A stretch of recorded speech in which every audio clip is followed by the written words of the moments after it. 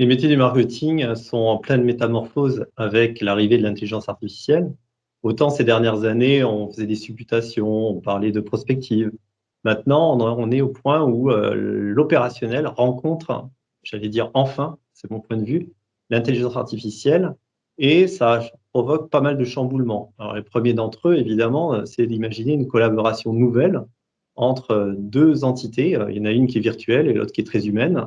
Comment elles cohabitent, comment elles collaborent. Se pose évidemment la question des objectifs, se pose évidemment la question de la part qu'on va confier à l'une ou l'autre. Donc tout ça chamboule profondément les usages du marketing. D'un autre côté, il y a également la réalité du terrain, l'opérationnalité, et beaucoup de marketeurs ont compris ou commencent à comprendre que l'intelligence artificielle va permettre de démultiplier les possibles. Ça, c'est assez vertigineux, ça peut faire peur, parce que ça veut dire obligatoirement que le marketeur va lâcher un certain nombre de prérogatives qu'il a aujourd'hui, mais ça va surtout donner lieu à une transformation que personnellement je trouve heureuse, puisqu'elle va permettre cette transformation de recentrer les humains vers plus de valeur, vers plus de création, et c'est tout ce que nous sommes et c'est tout ce que nous serons dans le futur également, par comparaison avec l'intelligence artificielle, qui elle a un pouvoir incroyable d'organiser et de gérer des choses de production.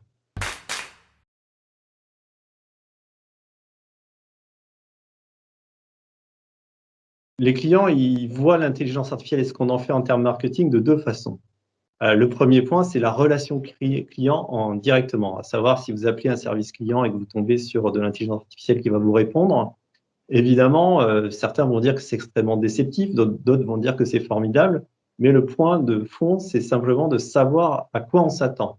Je vous donne un exemple, si vous appelez la SNCF pour connaître un horaire de train, vous attendez pas à quelque chose d'exceptionnel et donc d'avoir la réponse très facilement et automatiquement sans attendre vous satisfera complètement.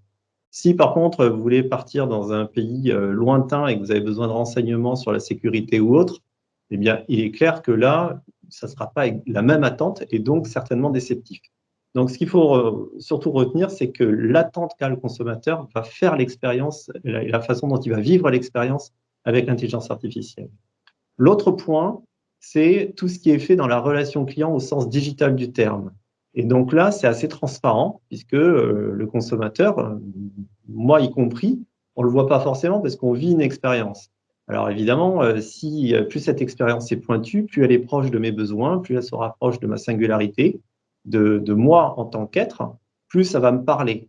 Et ça vaut dans les contenus, bien sûr, mais ça vaut également sur toute la problématique de rythme, du choix et l'arbitrage des contenus et des canaux que je vais utiliser. Donc, vous voyez que là, c'est complètement différent puisque l'expérience ne peut être que positive à partir du moment où on sait s'arrêter. Savoir s'arrêter, ça veut dire concrètement avoir beaucoup d'humilité et beaucoup de respect par rapport au consommateur. La sursollicitation, des contenus qui n'ont pas de sens. Alors, tout ce qu'on peut faire au quotidien nous montre que, par exemple, envoyer des contenus qui ne sont pas pertinents détruit l'exposition future.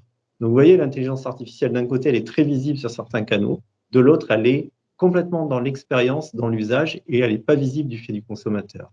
Dans tous les cas, ce que je remarque au travers des collaborations avec nos clients, c'est que quand on l'utilise, on améliore grandement la satisfaction des clients.